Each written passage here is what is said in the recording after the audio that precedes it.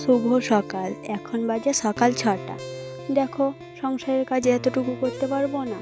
কি এমন কাজ সংসারে? এই তো ঝাঁটফুট দিয়ে দিচ্ছি, দেওয়া হয়ে গেলে তারপর তখন কি বলো তো, চাটা করব। চা চাপিয়ে দিয়েছি, চা হয়েও গেল। তারপর কি বলো তো, শুধুই তো আর মুড়ি খাওয়া যাবে না।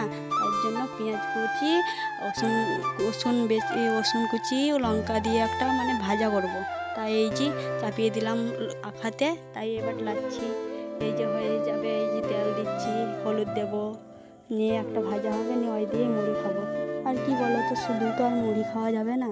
এই যে এইটা দিয়েই খাবো। আর কি বলো তো, এই যে হয়েও গেল। দেখো, নামিয়ে নিলাম।